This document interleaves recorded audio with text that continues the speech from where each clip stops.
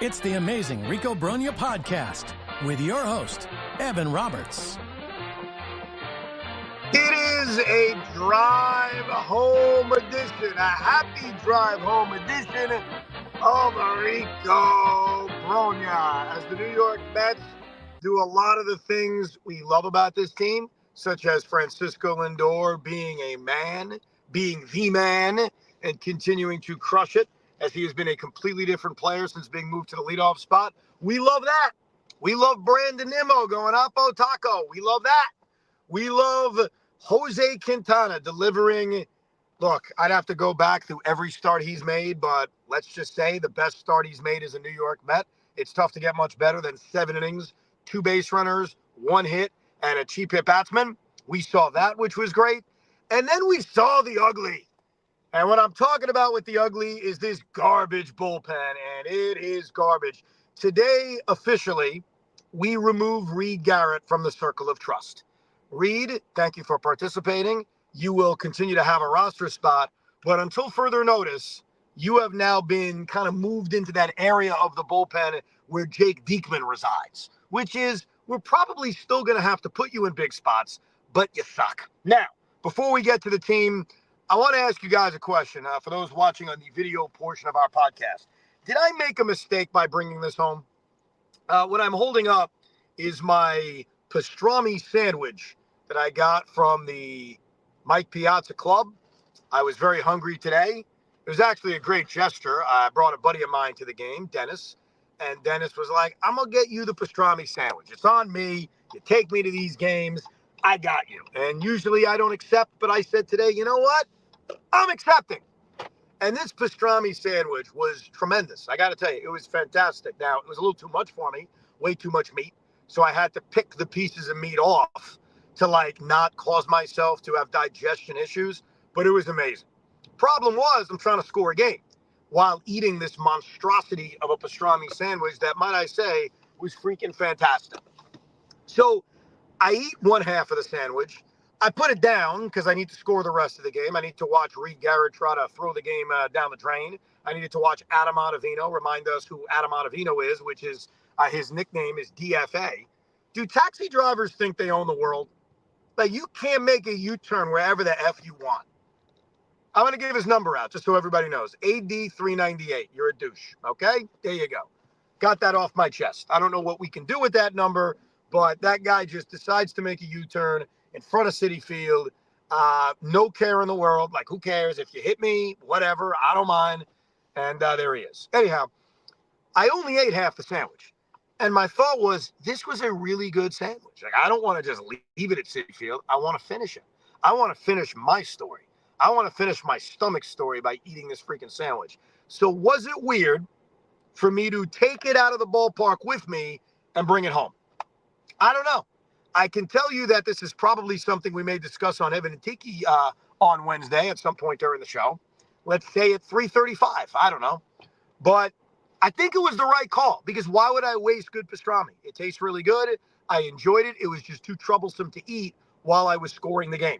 And I was sitting in a different seat tonight. Usually I'm in an aisle seat, which gives you kind of that wiggle room to kind of move your arms around, move your legs around, do all that kind of crap. Couldn't do it. Anyhow, back to the baseball. This was, on a lot of levels, a perfect game, with the exception of the bullpen. When you look at Jose Quintana, and here's the frustrating thing about Quintana. We know how good he is. Like, I looked at him coming into the season. I think a lot of us did. Oh, by the way, someone is wearing a Carlos Torres Mets jersey. If I could get my phone out, but I'm not going to do that because we're on the Rico, and take a picture of this. This is a Carlos Torres Mets jersey? Come on. That's amazing. Anyhow, Jose Quintana is good. I want Met fans to repeat that. Jose Quintana is good because, hold on, I'm making a turn. Okay, we're good. Didn't kill anybody. Let's not forget what he did last year in the second half. Let's not forget what he did after the trade deadline when he was traded a couple of years ago before the Mets had signed him as a free agent. Like, Quintana's one of those reliable arms, and for whatever reason, over the first half of the season, really until his last couple of starts, and how brilliant has his last few starts been, We didn't see that. We saw a guy that was walking too many people. We saw a very inconsistent starter. And I think what Quintana is reminding us, specifically with these two games against Washington, is how good he can be. Now, I know that leads to the discussion of, well, Ev, are you going to use him as a trade chip to get bullpen help? I don't know if that kind of trade is out there that we've discussed on the Rico, and I did a little bit on the air today, the idea of taking one of your starting pitchers, because the Mets actually have depth at starter, despite no one really being a full ace, and using that to a kind of starting needy team and acquiring a reliever. What I've always said is you never want to fall too much in love when a guy is pitching well, but Quintana's different because we know what he can be. And I think what we've seen over the last few starts is just how solid he can be. The Mets need this Jose Quintana. And they need this Jose Quintana not just because, hey, 7 scoreless innings is amazing. Who can't use that? But they need the innings.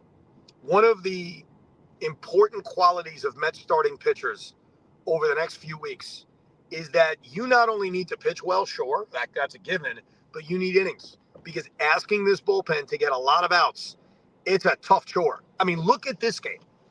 The Mets only asked their bullpen to get 6 outs. That's it. You go to Adam Ottavino, he gets booed off the mound, promptly gives up the 2-run home run, walking guys. Like, it was bad. Luckily, he got 1 out. And then you right after have to go to Dednell Nunez, one of your key relievers. He's fine. He gets the big 2 outs, continues to be one of the relievers you trust. You could argue he's their most reliable reliever at this point. Then you try to steal 3 outs from Reed Garrett. When I was even thinking 5-run lead, maybe you go back to Eric Orsi and allow him to actually record an ERA. But okay, you want to play it safe by going to Reed Garrett, and he can't even get through the 9th inning. And that's off a game in which you scored 7 runs and you got 7 innings out of your starting pitching. And yet you still struggled to get those 6 simple outs out of your bullpen. So what is so important from anyone who's in this rotation, and we certainly know who's in it now, Quintana, Minaya, Severino, Scott, David Peterson, is innings. I mean, right now, give me 7 innings, 3 runs over 5 innings, 1 run. I know that may sound nuts, but innings are so important with this bullpen. But Quintana was brilliant today, and he continues to remind you of what he's capable of doing. Francisco Lindor, look, we got lucky because on the radio show I do today, we took a caller about Francisco Lindor. It was a guy literally apologizing about his anti-Lindor take, and it got me and Loogie on a little bit of a rant about why did you doubt him? And I don't think we ever did here on the Rico. It was always, and I know it was annoying, back of the baseball card, back of the baseball card, back of the baseball card. Because the back of the baseball card is true. And yeah, it sucks that he was bad in April. Like Lindor knows it. He made that comment the other day about not being an all-star. It would have been better if he didn't have a crappy April. We all know that. But I don't understand why Met fans are so quick to turn on him when he goes through these slumps. It's okay to be frustrated. Like, they're 2 very different things. There's, hey, this guy's struggling. He needs to get it going. And the criticism of a guy not playing well, which I certainly do. I don't hide from that. And then there's the, you know what? This guy stunk all along. This guy's not clutch. What a terrible contract. He's washed up. Like, we take it to an extreme level. And I think what Lindor has shown us, all of us, is that he's still pretty good. And if he doesn't live up to your expectations because you set them in a place that he hasn't reached, okay, fine.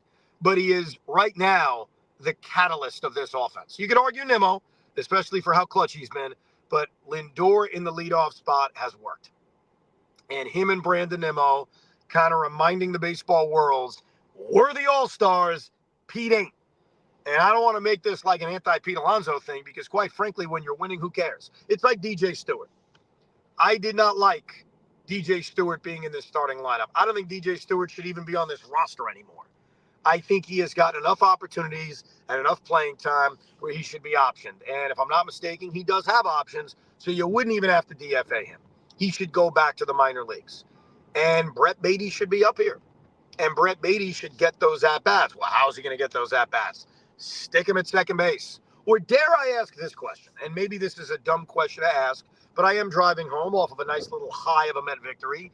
Is it possible, and I'm sure the answer is no, but I'll ask it, is it possible for J.D. Martinez once a week to play the outfield? Is that possible? Maybe it's not. Maybe he's too old. Maybe he's too brittle. Maybe you don't want to mess around. But DJ Stewart can't get these at-bats anymore. Tyrone Taylor at the least should. Jeff McNeil in right field with Iglesias at second should. But I don't want to harp on that because when you score 7 runs and you get a brilliant performance by Jose Quintana, who cares about the other stuff, right? The Mets won. They're at 500, and they began this homestand, a very important homestand, a homestand in which they need to do work. They need to be above 500 when this homestand ends. To me, that is a must. It got off to a very nice start. But it's reminders of what this team needs. They did make a trade earlier today. Phil Maton, the former Astro, now the former Tampa Bay Ray. I think of him with the Astros. They brought him in for nothing. They brought him in for cash. And that's one of those things where you can't complain about a trade like that. That is David Stearns listening to Brandon Nimmo, listening to his fans, and listening to his own brain, in which he says, I've got to do something. I am not going to scream and yell that they need to back up the truck for Tanner Scott, or they need to back up the truck for Mason Miller, or whoever you want to come up with, some top-end reliever that's going to cost you a lot. I'm not saying they should do that, but what they need to do is add major league relievers to their roster. Phil Maton, and granted, we may turn on Phil Maton. It is very possible that in a couple of weeks we are going to feel like he's Michael Givens all over again. Or you want to go back further, Billy Taylor. Whatever crap reliever the Mets have acquired in which our attitude was, great, it's a reliever, it can't hurt, and then the guy stinks. But he is a major leaguer, and Eric Orsi isn't. Am I right? Tyler J isn't. And those are some of the guys that have been called up. Tyler Adcock isn't, right? Some of the guys that have been up here. Matt Festus isn't. I guess I can go on and on. So I like the trade, but you should like the trade because there's nothing to lose. They gave up cash. They're spending money to bring in a major league reliever. Do they need to add more? Yeah, I think if the Mets continue to play decent to solid baseball and remain in this race, and this clearly continues to be their big bugaboo, they've got to add bullpen help. Now, one of the other options, we've talked about it on the Rico, talked a little bit about it on the air today, is do you take a starter and move him to the bullpen like they did with Jose Butto? It's an option. Now, Joey Lucchesi isn't here anymore because for some reason they DFA'd him to make room for, Jesus Christ. I just said his name. The former reliever of the Rays and the Astros. Phil Maton. Phil Maton. You know I'm screwed when I said his name, and then 30 seconds later I'm like, what's his name again? Anyhow, I'm about to get on the Whitestone Expressway, and the air conditioning is pumping because it wasn't that it was hot. It was that it was humid. It was a very, very hot, disgusting, humid night at Citi Field. And I was sitting in, like I mentioned, different seats, so I was crunched together with other people. And then you feel their sweat get on you. And it's just disgusting. And they feel my sweat get on them. Now, I am a good person when I'm sitting very close to people. I fold up the book. Not a big folder, not a fan of the folder, but I don't want to spread my book out on everybody's lap. That's very disrespectful. So I did the fold. But it was a very hot and humid night. You could see that on the Brandon Nimmo home run. I did not think where I was sitting in 321 today, that ball off the bat was getting out. But hey, it did. And that was able to give the Mets that early lead, especially after they failed to score in the first inning. The first inning was very frustrating because they had a great opportunity to put pelts on the board, if you will. And we saw Pete Alonso hit that little dribbler in front of the mound. And we saw the Mets come up small with that golden opportunity in the first inning. So it was huge to respond in the second inning, to beat up a guy that shut them down in Jake Irvin less than a week ago in Washington, D.C. It was a very, very good win, a very nice, satisfying, neat, and organized victory for the New York Metropolitans on a Tuesday night. It was also a really nice crowd. And I asked my buddy this question. I don't know what they announced, Pete. If you saw the announced crowd, we could play a guessing game because I'm going to guess with the people in the upper deck. I'm going to give you an official guess of 31,000, which I think is really good for a Tuesday night.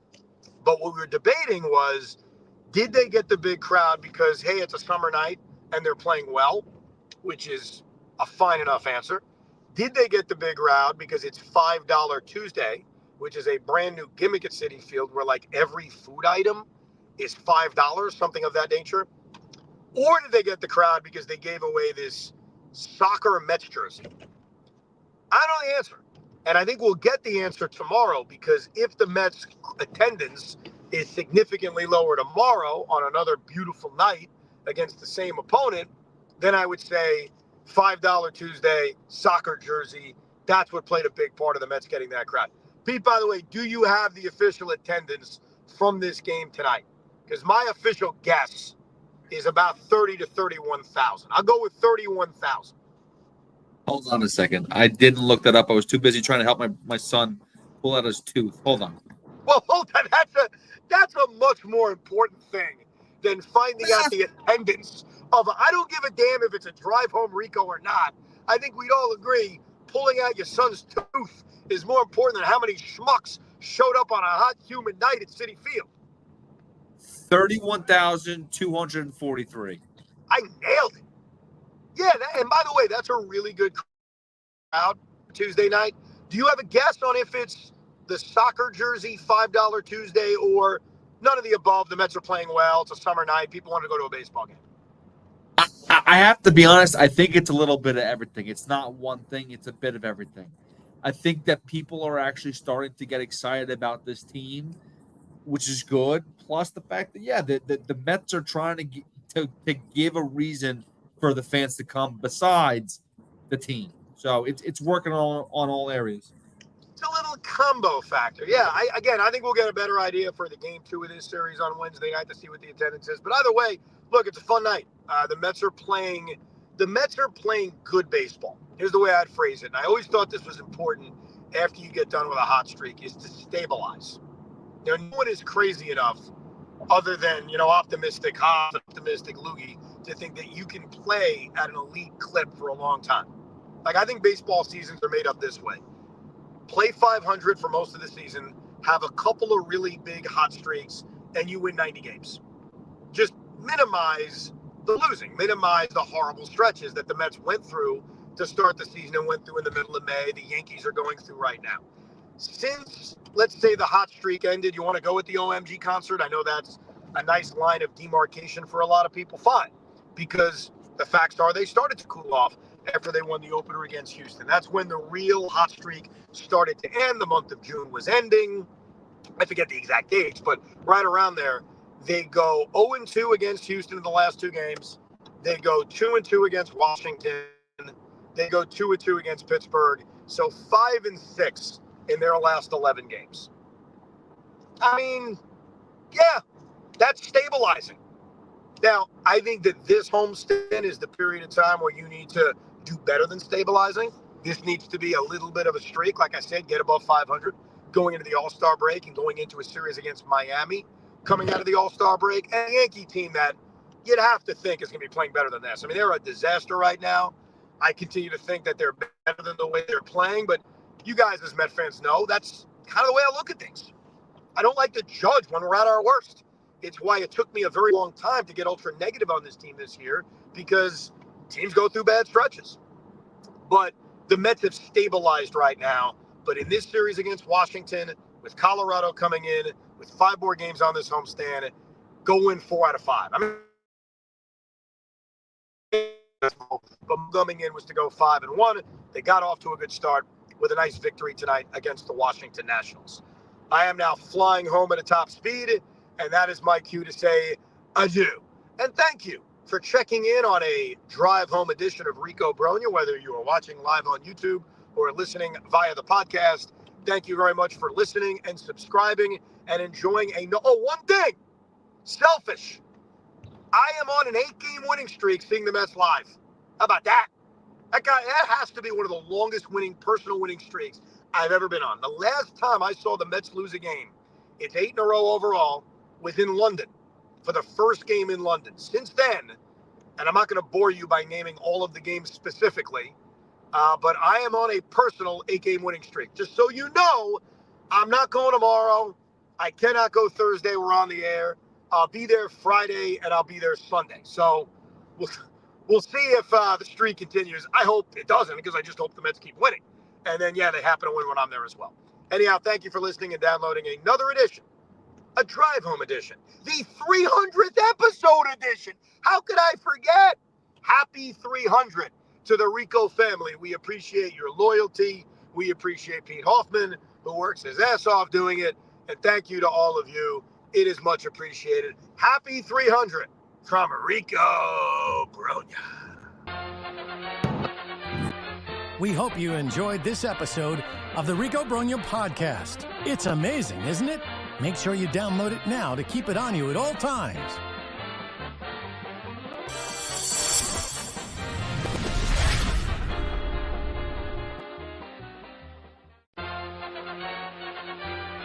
We hope you